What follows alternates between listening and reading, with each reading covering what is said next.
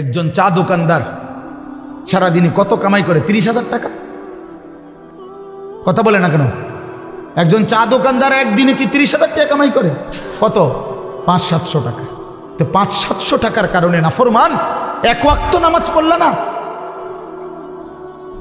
বলে ইনসাফ? এটা ইনসাফ হইল? আহ, কেন আল্লাহকে ছেড়ে দিলেন? কেন আল্লাহকে ছেড়ে দিলেন? কেন আল্লাহকে ছেড়ে দিলেন? মা গাররাকা বিরাব্বিকাল কারীম। আল্লাহ বলছেন, হে মানুষ, আমার মতো দয়ালু মেহেরবান, আমার মতো দয়ালু মাওলা আমার থেকে কে তোমারে সরিয়ে দিল, ধোকা দিল? মা গাররাক, কে তোমাকে, কি তোমাকে ধোকায় ফেলে দিল? বলো বান্দা। অতএব প্রিয় বন্ধু, প্রিয় বাপ, আমাদের জিন্দিগি আখিরাত, আমাদের জিন্দিগি আখিরাত, আমাদের জীবন আখিরাত। আমাদেরকে আল্লাহ বানাইছেন আখিরাতের জন্য, আমাদেরকে বানিয়েছেনই আখিরাতের জন্য। দুনিয়া দিবে না আল্লাহ আমাদেরকে, পুরা দুনিয়া মিলবে না। আপনারা বলেন, যার 3 ফুট বিদেশ, তার অভাব মিটছে তো? কথা বলেন না কেন? তার আর আপাতত কোনো অভাব নাই তো? ওনার আর কোনো চাহিদা নাই তো? তাহলে মিটল কই? মিটল কই? যার 10টা গার্মেন্টস মেল ফ্যাক্টরির মালিক, তার আর কোনো অভাব নাই তো? আমি তো এরকম শত শত হাজার কোটি টাকার মালিক চিনি, যেগুলো আমার মুসল্লি। আমি তো ঢাকা জুমা পড়াই।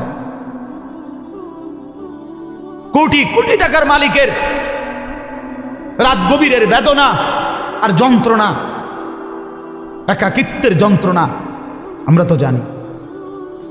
আমগো কাছে তো দোয়া চায়, বলে হাজার কোটি টাকার মালিকের কষ্টের কাহিনী শুনলে নিজের কাছেও মনে চায় যে বেটার লেগে কত কান্দি। হ্যাঁ, স্বার্থপর এই দুনিয়া আল্লাহর নাফরমানি করে। প্রিয় বন্ধু, বাপ, যুবক তোমাকেও বলি, বয়স্ক বাবা আপনাদেরকেও বলি, দুনিয়া এই অসভ্যতা, নোংরামি আর হারাম, আল্লাহর নাফরমানি কাউকে সুখ দেয় না।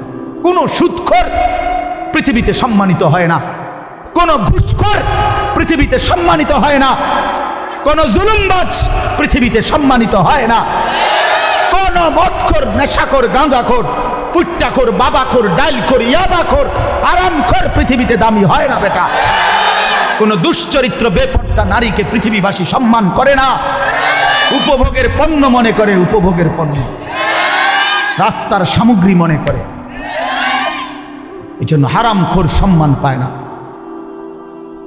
বিল্ডিং তো করছে, কিন্তু মানুষে একটা যাইতে আইতে আর থো সুদের টিয়া,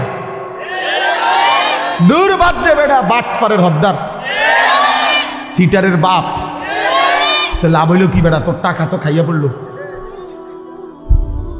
তোর টাকার ইজ্জত কই বেটা? তোর টাকার সম্মান কই বেটা? লোকে তো বলে লম্পট, লোকে তো বলে চরিত্রহীন, লোকে তো বলে সিটার বাটফার। এর চাইতে বড় লানত আর কি হইতে পারে ভাই বলেন? এর চাইতে বড় অপমান কি হইতে পারে? তোমার তো পরিচয় বদলে গেছে। তুমি ছিলা তো মুসলমান, তুমি তো ছিলা মোমেন। তোমার আল্লাহ বাটফারের ঘরে পাঠায় নাই, ইমানদারের ঘরে পাঠাইছিল। কিন্তু আজ তো নিজের আইডেন্টিফাই বদলে দিল। লোকে এখন বলে, সমাজে এখন পরিচিত হইল হারামখোর, নাফরমান হিসাবে, চরিত্রহীন, লম্পট হিসাবে। এই জন্য প্রিয় যুবক তোমাদেরকে বলি, বাবা, তোমরা যারা নারী ছবি, অশ্লীলতা নিয়ে, এই মোবাইলের নর্তকী নিয়ে, উলঙ্গ ছবি নিয়ে, বন্ধুদের আড্ডা নিয়ে দিন কাটাও, রাত কাটাও, প্রিয় ভাই মনে রেখো এই বন্ধুর কথা, তুমি পৃথিবীতে কোনোদিন দামি হবা না। তোমারে কেউ দাম দিবে না, দাম দিবে না। হ্যাঁ, প্রত্যেকটা গুনাহ মানুষকে 5টা ক্ষতি করে। 1 নাম্বার সাওয়াদুন ফিল ওয়াজহ, চেহারা কালো করে। 2 নাম্বার জুলমাতুন ফিল কলব, অন্তর অন্ধকার করে। 3 নাম্বার ওয়াহানুন ফিল বাদান, শরীর দুর্বল করে। 4 নাম্বার দাইকুন ফির রিজক, রিজিক কমিয়ে দেয়, খাদ্য খাবারের চাহিদা কমিয়ে দেয়। আর 5 নাম্বার হলো বুগদাতুন ফি কুলুবিল খালক, মানুষের অন্তরে ঘৃণা তৈরি করে। আমি তো প্রায় বলি, এই যে তোমরা 2টা ছেলে মনে করো 2জন তোমরা বন্ধু, একসাথে নারীর দেখো, ছবি দেখো, মোবাইলে উলঙ্গ দৃশ্য দেখো, এই তোমার লগের হইতে যদি আলগা করে জিগাই যে তোর লগের হইতে কেমন, ওই বলবে যে উনি ডাইরেক্ট জোনায়েদ বাগদাদ।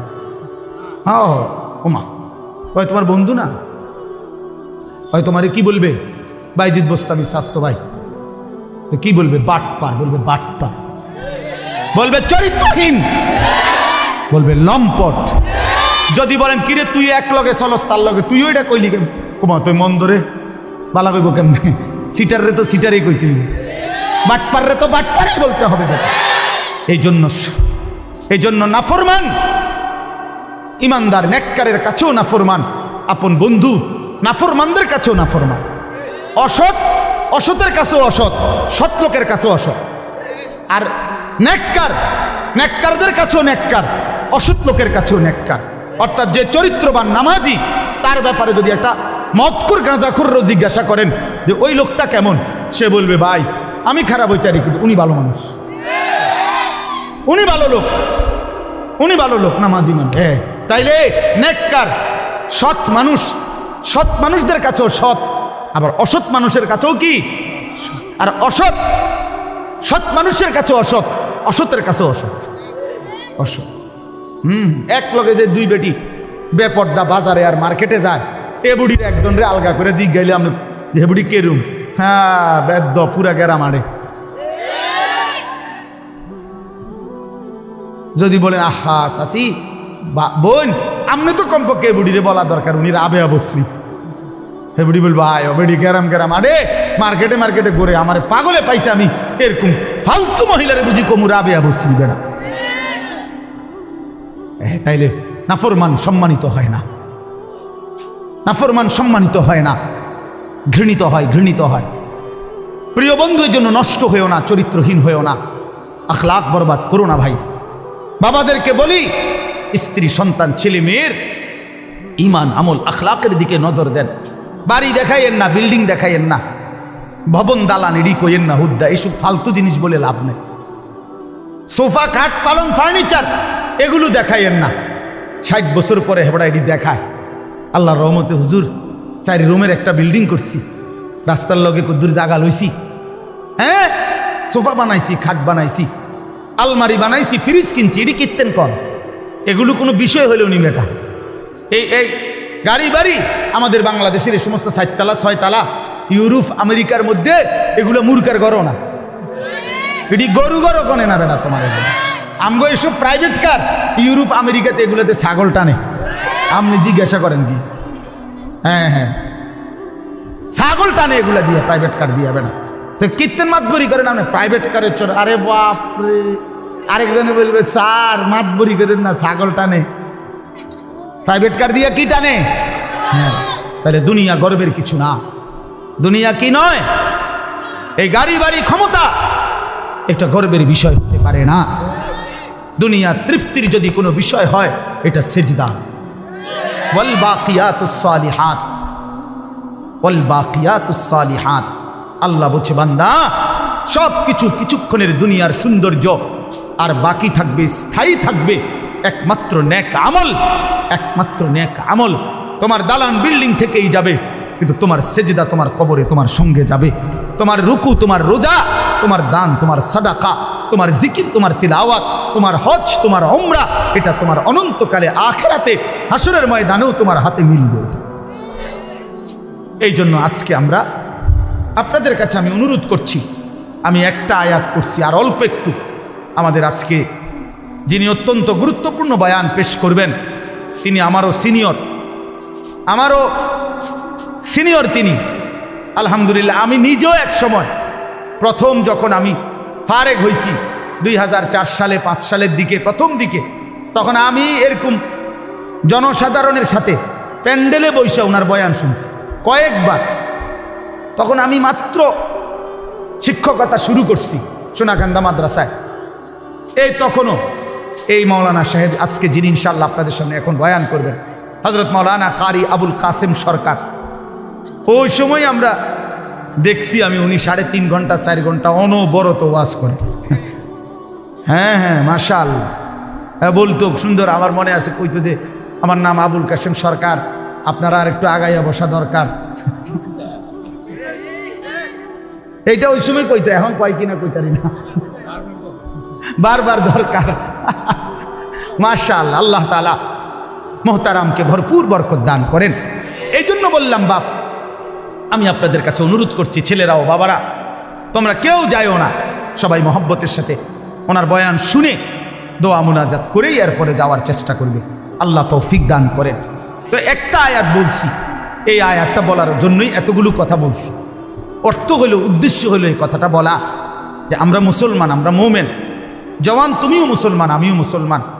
প্রিয় ভাই, আমার হৃদয়ের সবটুকু দরদ দিয়ে আমি তোমাদেরকে এটা বলতে চাই যে আমাদের জীবন আখেরাত, আখেরাতে আমাদের জীবন।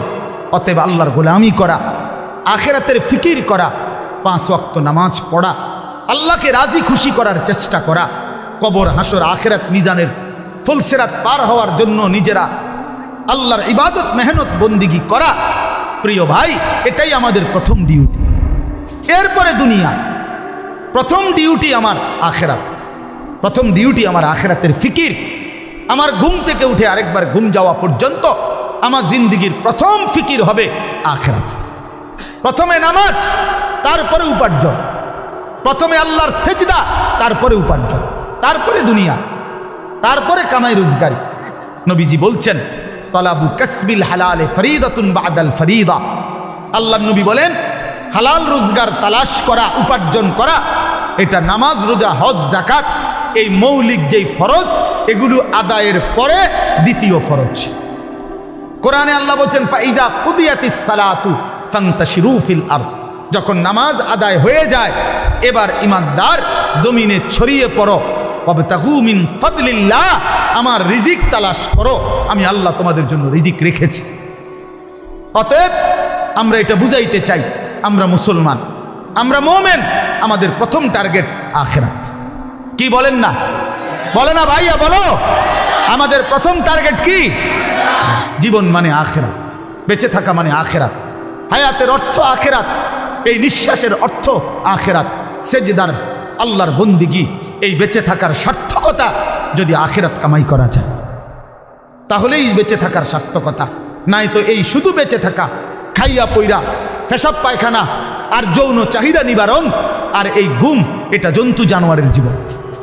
এই রাস্তার কুকুরও খায়, ঘুমায়, পেশাব পায়খানা করে, যৌন চাহিদা পূরণ করে। এজন্য কুকুর বিড়ালেরও বাচ্চা কাচ্চা হয়। অতএব জীবন যদি হয় শুধু খাইলাম, ঘুমাইলাম, পেশাব পায়খানা করলাম আর লজ্জাস্থানের চাহিদা পূরণ করলাম, প্রিয় বন্ধু, এই জীবন মানুষের জীবন না, এটা জানোয়ারের জীবন ছাড়া আর কিছু। ইনসান তো তাকে বলে যে গোলামি করে, গোলামি করে। মানুষ তাকে বলে যে তার মালিকের গোলামি করে, মালিকের গোলামি।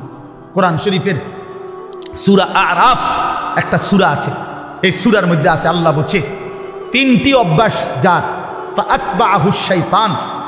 1 নাম্বার, শয়তান যার অনুসারী, মানে শয়তান যার লগে লাগছে। 2, আখলাদা ইলাল আরদ, এই পৃথিবীটাকেই যে তার নিজের ঠিকানা মনে করে নিছে, এই দুনিয়াটাই। 3 নাম্বার, অত্তাবা হাওয়াহু, আল্লাহ বলছে নিজের মনের ইচ্ছা মতো যে চলে। এই 3 কথা, শয়তান যার বন্ধু, শয়তান যার অনুসারী, যে জমিন বেঁচে থাকা পৃথিবীটাকেই নিজের ঠিকানা বানায় নিছে, আর মনের ইচ্ছা, মনে যা চায় তাই। আল্লাহর বিধান, রসুলের বিধান, কোরআনের বিধান বলতে কিচ্ছু নাই, আমার মনে যেটা চায় আমি তাই করব।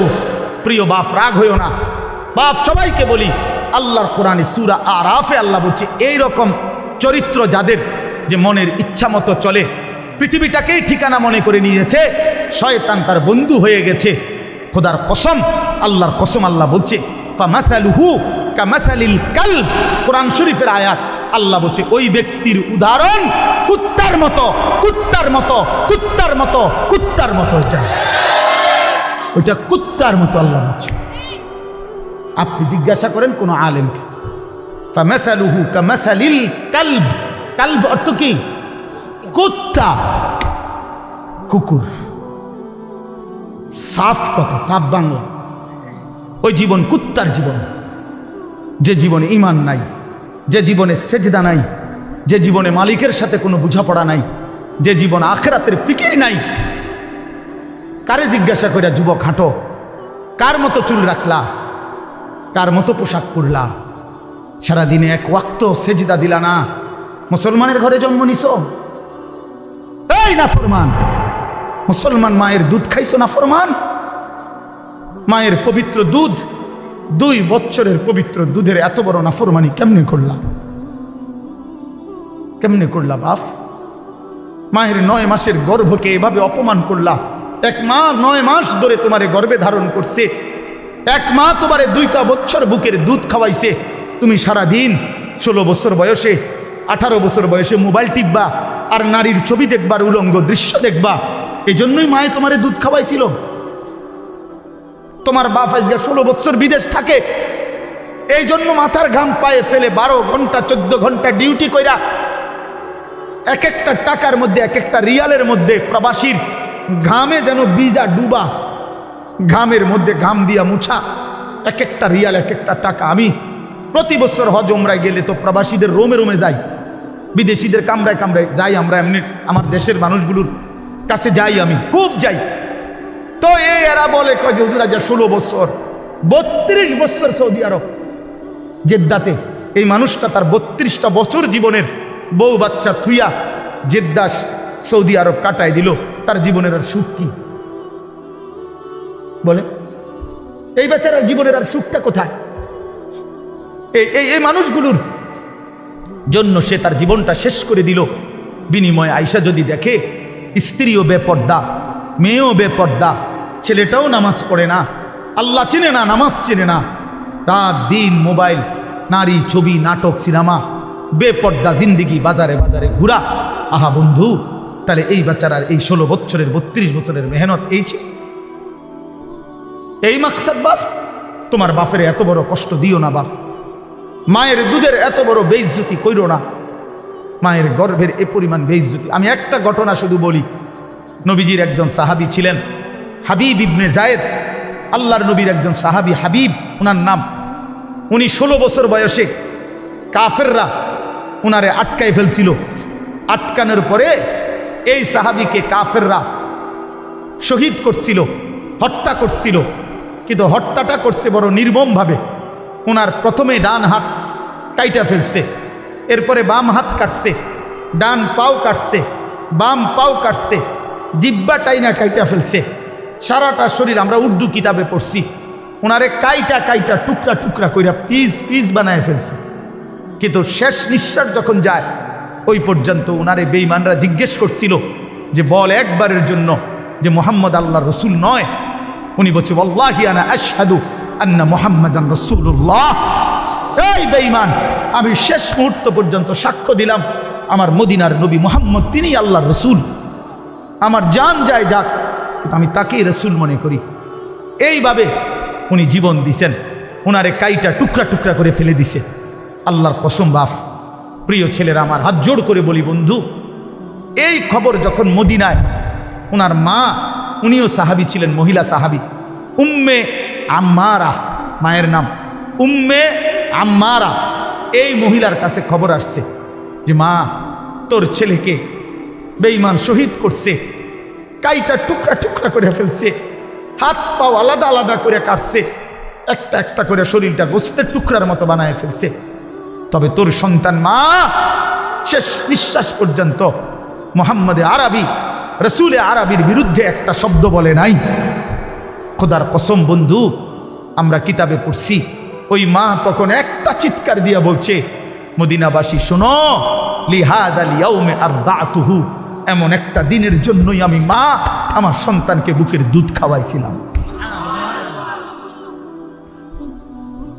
আমার সন্তান আমার দুধের হক আদায় করছে, আমার রসুলের জন্য জান দিছে, ইসলামের জন্য আমার সন্তান কোরবান হয়েছে, আমার দুধের হক আদায় হয়েছে, আমার 2 বছরের দুধের হক আদায় করছে। লিহাযাল ইয়াউমে আরদাতুহু, এমন দিনের জন্যই আমি দুধ খাওয়াইছি।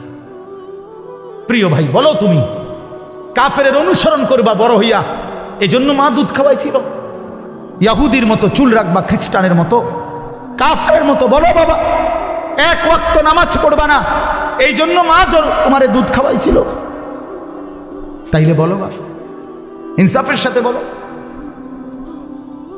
এটা ফিকির করা উচিত, এটা ইনসাফের সাথে ফিকির করা উচিত। অতএব আসছে, বক্তা আসছে, এখন টের পাইব।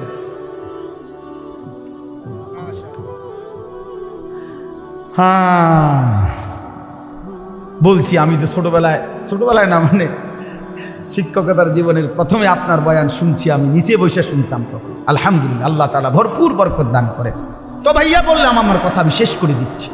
আমি বুঝাইতে চাই, আমরা মুসলমান বাপ, আল্লাহ তাআলা আমাদেরকে আখিরাতের জন্য বানাইছেন।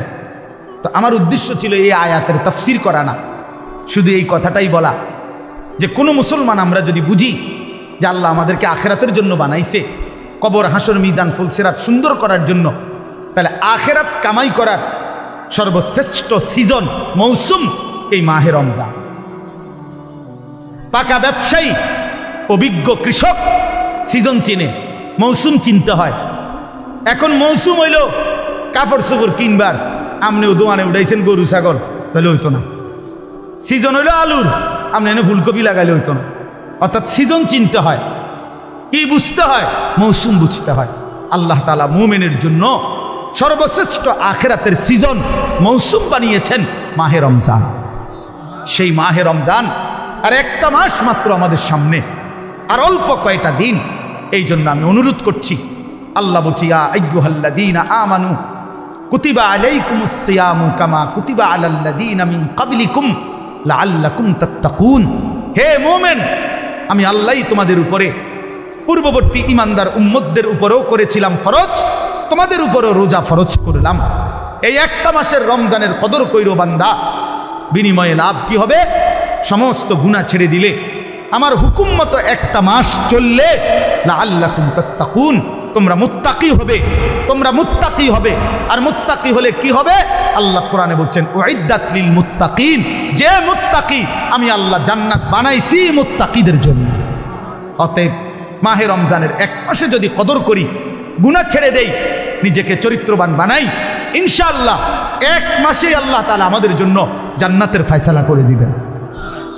এই জন্য দয়া করে প্রিয় যুবক বাবা, পর্দার আড়ালের মা বোন, আসন্ন মাহে রমজানকে সামনে রেখে চলেন আমরা নিয়ত করি যে আমরা আমাদের জীবন সুন্দর করব, আখিরাতের ফিকির করব। বলো নওজোয়ান, বলো ইনশাআল্লাহ। বলো নওজোয়ান, বলো ইনশাআল্লাহ। নওজোয়ান তোমরা বলো, তোমরা বলো। আগামীর নওজোয়ান সারা পৃথিবীতে। আজকে আমি মাগরিব বাদ কিশোর জওয়ানদের ওই সাগদা একটা গ্রাম, তো ওইখানে বয়ান করছি। এখন তো নওজোয়ানদের একটা ছোট্ট সংগঠনের উদ্যোগে মাহফিল, তো ওইখানে একজন এলাকার সম্মানী মানুষ বক্তব্য দিছে, উনি 5 মিনিট। তো উনি বলতেছেন যে আমার 72 বছরের জীবনে আমি এই প্রথম দেখলাম আমাদের এখানে আমাদের কিশোর যুবক ছেলেরা দিনই কাজের জন্য একটা ছোট্ট সংগঠন করে সামনে বাড়ছে। তো আমি বলতেছিলাম তখন, আলহামদুলিল্লাহ, যদি সারা অঞ্চলে আমরা 100টা মাহফিলও করি সারা দেশে, এই যে প্রতিনিয়ত ছুটছি, প্রতি 100টা মাহফিলের মধ্যে 98টা মাহফিল, 95টা মাহফিল কিশোর তরুণ নওজোয়ানদের উদ্যোগে, যুবকের উদ্যোগে, তাইলে এটা বোঝা যায় ইনশাআল্লাহ আগামীর সম্ভাবনা যে কিশোর তরুণ নওজোয়ান ব্যাপকভাবে ইসলামের দিকেই ঢুকছে, আল্লাহকেই পছন্দ করে, কোরআনকেই পছন্দ করে। অতএব কথা স্পষ্ট, ইনশাআল্লাহ যুবক, আগামীর পৃথিবী ইসলামের পৃথিবী, আগামীর পৃথিবী কোরআনের পৃথিবী ইনশাআল্লাহ। অতএব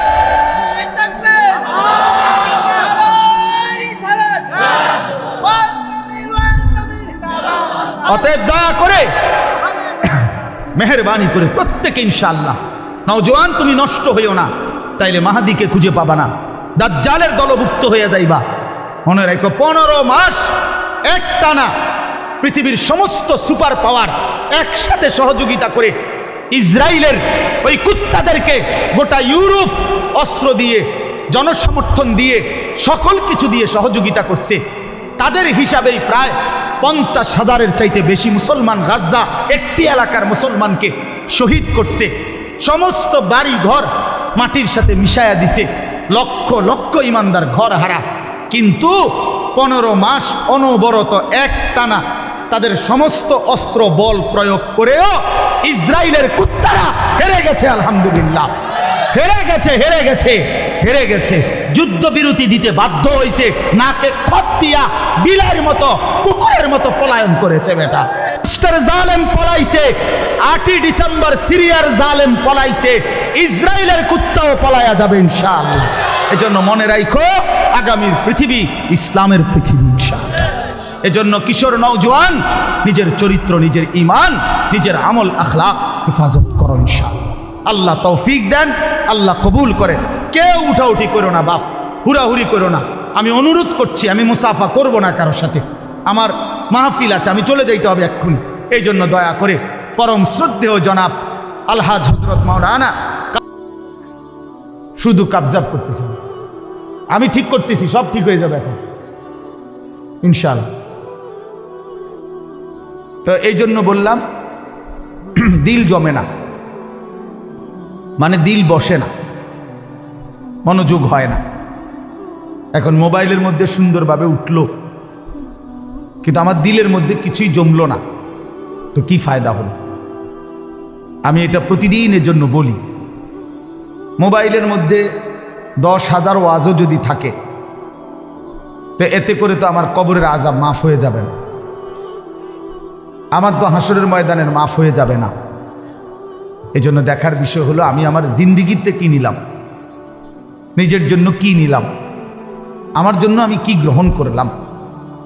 একজন বক্তা আসলো, তো মনে করেন ওনারে এখন অনেকেই চিনে, তো এই কারণে আমরা সবাই হুড় করে দৌড়াইয়া আইসা দেখা গেলাম, আবার যার মতো ফিরে গেলাম। তো যে যেমন আছি তেমনই রয়ে গেলাম। তাইলে প্রিয় ভাই, এতে কি হলো? এতে বলেই লাভ কি, শুনেই লাভ কি? এই ইন্তেজামের মধ্যেই ফায়দাটা কি? এই জন্য এটা জরুরি বিষয় যে কারো পরিচিতি, কারো জনপ্রিয়তা, এটা তেমন কিছুই না, এটা কোনো বিষয়ই না, আসলেই কোনো বিষয় না। এটা 10 জনের সামনে আল্লাহর কথা বললে আর 10,000-এর সামনে বললে এখানে সফলতা ব্যর্থতার কিছু নাই। যে 10 জনের কাছে বলছে দেখে উনি ব্যর্থ, আর 10,000-এর কাছে বলাতে উনি সফল না, এমন কিছু কোরআন সুন্নাহর মধ্যে নাই। বরঞ্চ আল্লাহ পাক গ্রহণ করলেন কিনা, আখিরাতে আল্লাহর কাছে গ্রহণযোগ্য হলো কিনা, কবুল করলেন কিনা, এটা হলো দেখার বিষয়। এটা দেখার বিষয়। উপস্থিত তো হয়েছে 10 লাখ, কিন্তু মনে করেন আল্লাহ তাআলা গ্রহণ করলেন না, তো কোনোই মূল্য হলো না। আবার উপস্থিত হয়েছে 10 জন, আল্লাহ তাআলা এই 10 জনকেই পছন্দ করলেন, এই বান্দার কথাটাকেই মহব্বত করলেন, কবুল করলেন, তো সে অনেক দাম, সে অনেক দাম। এই জন্য প্রিয় ভাই, জনপ্রিয়তা কোনো বিষয় না, সুনাম সুখ্যাতি কোনো বিষয় নয়। বিষয় হলো আল্লাহর কাছে গ্রহণযোগ্য হওয়া, আল্লাহ তাআলার কাছে কবুল হওয়া। কোরআন শরীফে আছে, ইব্রাহিম আলাইহিস সালাম ওনার ছেলে ইসমাঈল আলাইহিস সালামকে সাথে নিয়ে, এই বাবা এবং ছেলে আল্লাহর ঘর কাবা, সর্বশ্রেষ্ঠ দামি খেদমত আল্লাহর ঘর কাবা, আল্লাহ পাকের হুকুমে পুনর্নির্মাণ করছেন, পুনরায় তৈরি করছেন। এত বড় খেদমত করার পরেও কোরআন শরীফে স্পষ্ট আছে, ইব্রাহিম আলাইহিস সালাম আল্লাহ পাকের কাছে দোয়া করছেন। দোয়ার মধ্যে প্রথম বলছেন, রব্বানা তাকাব্বাল মিন্না ইন্নাকা আনতাস সামিউল আলিম। আয় আল্লাহ, আপনি তাকাব্বাল মিন্না, আমাদের এই খেদমত আপনি কবুল করে নেন। তাহলে কাজটা করছেন নবী, আদেশ করেছেন সরাসরি মহান আল্লাহ, দেখাইয়া দিছেন সামনাসামনি থাইকা জিবরাইল আলাইহিস সালাম। তাইলে যেখানে আল্লাহ তাআলা বললেন, জিবরাইল দেখাইয়া দিল সামনে থাইকা, ইব্রাহিমের মতো নবী যে কাজটা করল, এরপরেও এত দামি বিষয়, এরপরও ইব্রাহিম আলাইহিস সালাম আল্লাহ পাকের কাছে বিনয়ের সাথে বলছেন, আল্লাহ আপনি কবুল করে নেন। তাহলে আল্লাহ কবুল করা, এটা হলো মূল বিষয়। মূল বিষয় কি বলেন? আল্লাহ কবুল করা, আল্লাহ পাক গ্রহণ করা, এটাই মূল বিষয়। এই জন্য দোস্ত আমার, বন্ধু আমার, প্রিয় ছেলেরা আমার, সবার কাছে অনুরোধ, বাপ নিজের পরিবর্তন দরকার। আমারে মনে করো 10,000 মানুষ চিনে, কিংবা 10 লাখ মানুষ এখন চিনে, তোমার লাভ কি? আমার জানার বিষয় হলো এটা। সবাই চিনে মনে করো, একবারে 1 কোটি মানুষ চিনে, তো কি হয়েছে এতে তোমার কি? নওজোয়ান ভাই বলো, এতে তোমার কি? তোমার ফায়দাটা কি? তাহলে কাজে এখানে এটা কোনো বিষয় না। জনপ্রিয়তা, এতে চিনে হেতে চিনে, এটা কিছুই। আমি নিজের জন্য কিছু নিলাম কিনা, আমার জন্য কোনো কিছু গ্রহণ করলাম কিনা, এটা হলো দেখার বিষয়। এটা দেখার বিষয়। এই জন্য আমরা প্রত্যেকেই, এই শুধু আমার একটা ওয়াজ না, আমরা প্রত্যেকে ওলামায়ে কেরামের এই নসিহতগুলো, শুক্রবারে জুমার বয়ান ইমাম সাহেবদের, এবং যে কোনো মাহফিলের এই যে ওয়াজ ওলামায়ে কেরামের নসিহত, এগুলো মনোযোগ দিয়ে শোনা উচিত। আল্লাহর কোরআনের প্রতি আন্তরিক হওয়া উচিত, ইসলামের প্রতি আন্তরিক হওয়া উচিত। নিজের জন্য সবক নেওয়া, নিজের জন্য গ্রহণ করা, এটা দরকার, এটা দরকার। সাহাবায়ে কেরাম এটা বুঝতেন। এজন্য নিজের জন্য নবীজির কাছ থেকে নিত্য দিন আমল জিজ্ঞেস করতেন। আয়েশা আয়েশাই নবীজিকে বলতেন, ইয়া রাসূলুল্লাহ মুরনি বিআমালিন দুল্লানি বিআমালিন মুরনি বিশাইইন। ইয়া রাসূলুল্লাহ আমাকে একটা আমল বলে দেন, আমাকে একটা নেক আমলের আদেশ করে দেন, আমাকে একটা নেক কাজের কথা বলে দেন। আল্লিমনি মিম্মা আল্লামাকাল্লাহ। হে আল্লাহর নবী, আল্লাহ আপনাকে যে ইলম দান করেছেন কোরআন সুন্নাত, আপনি আমাকে সেখান থেকে কিছু শিখিয়ে দেন। এই যে শিখতেন, জানতে চাইতেন নিজের জন্য। হযরত জুনদুব ইবনে আব্দুল্লাহ একজন সাহাবী, জুনদুব ওনার নাম, 14-15 বছরের সাহাবী। উনি বলেন, আমরা কিশোর ছিলাম, এই বয়সী আমরা 12-14 বছরের ছেলেরা কয়েকজন আমরা একসাথে নবীজির সাথে লম্বা সময় ছিলাম। কুন্না মা'আন নবী সাল্লাল্লাহু আলাইহি ওয়াসাল্লাম ওয়া নাহনু ফিতিয়ানুন হাযাবিরা। আমরা উঠতি বয়সের যুবক ছিলাম, তরুণ। তো আমরা কি করলাম? নবীজির সাথে থেকে ফাতাআল্লামনাল ঈমান, আমরা রাসূলুল্লাহ সাল্লাল্লাহু আলাইহি ওয়াসাল্লামের কাছ থেকে ঈমান শিখলাম। ঈমান শিখলাম। তাহলে ঈমান শিখতে হয়, ঈমান বুঝতে হয়। শুধু কালেমা লা ইলাহা ইল্লাল্লাহ মুহাম্মাদুর রাসূলুল্লাহ, এটা তো কালেমা, বাক্য। যে এটা আমার কাছে কি চায়, এই কথা আমার কাছে কি দাবি করে, লা ইলাহা ইল্লাল্লাহ বলতে আমাকে কি বলতে চাচ্ছে, মুহাম্মাদুর রাসূলুল্লাহ বলতে আমার কাছে কি বলতে চাচ্ছে, এটা বোঝা উচিত। এটা শিখার বিষয়, জানার বিষয়। ঈমানের জন্য ক্ষতিকারক কুফর, শিরিক, নিফাক, 3 জিনিস ঈমানকে ক্ষতি করে। 1 হলো কুফর, কুফুরি। 2 হলো শিরিক। 3 নাম্বার হলো নিফাক, মুনাফিকি। তো এই 3 জিনিস কি কি করলে কুফর হয়, কি করলে শিরিক হয়, কি করলে নিফাক মুনাফিকি হয়, এটা জানা ঈমানের জন্যই জরুরি, যেন আমি সেই ভুল না করি, আমার দ্বারা যেন শিরিক না হয়, কুফর না হয়, নিফাক না হয়। তাহলে এটা শিখার বিষয়। এটা রাসূলুল্লাহ সাল্লাল্লাহু আলাইহি ওয়াসাল্লামের কাছে থেকে সাহাবায়ে কেরাম শিখতেন। হযরত আব্দুল্লাহ ইবনে ওমর বলেন, কুন্না নাতাআল্লামুত তাওহীদ, আমরা নবী সাল্লাল্লাহু আলাইহি ওয়াসাল্লামের কাছে তাওহীদ শিখতাম, কালেমা লা ইলাহা ইল্লাল্লাহ।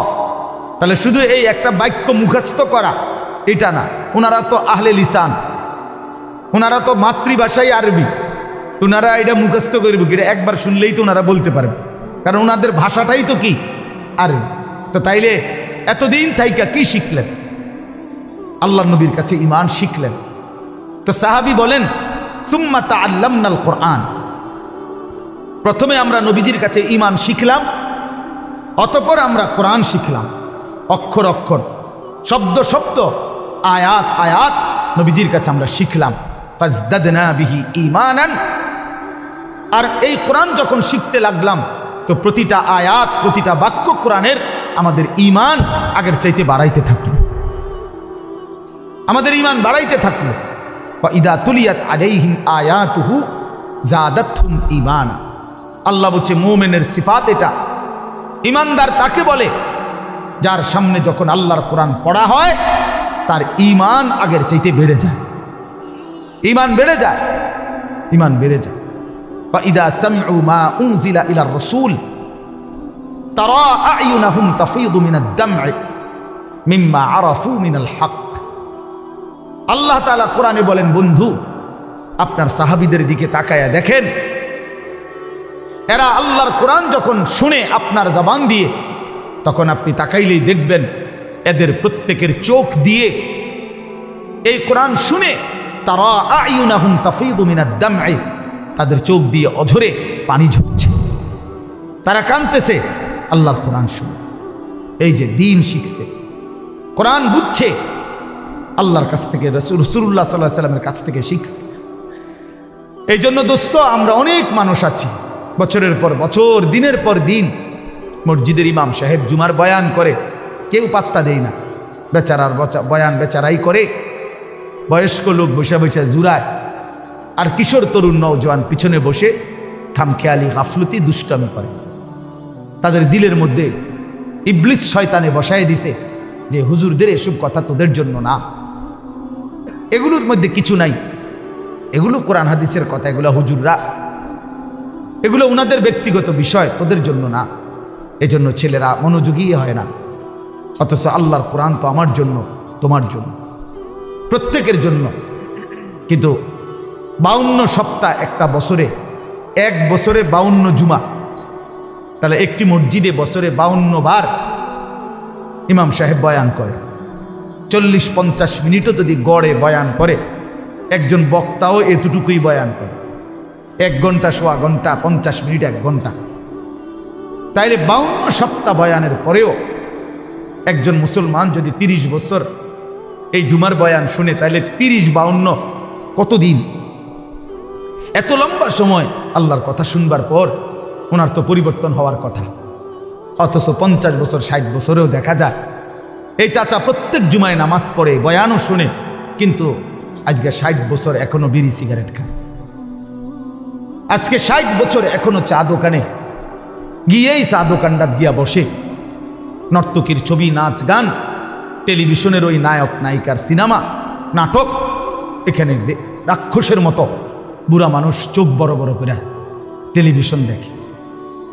60 বছর বয়স, এখনো আক করলে, কথা বললে গালির লগে মাটির তলের সাফুদ্দা উঠে যায়, এত নিকৃষ্ট গালি দেয়। 80 বছর, 90 বছর, দুনিয়ার লোভ কমে নাই,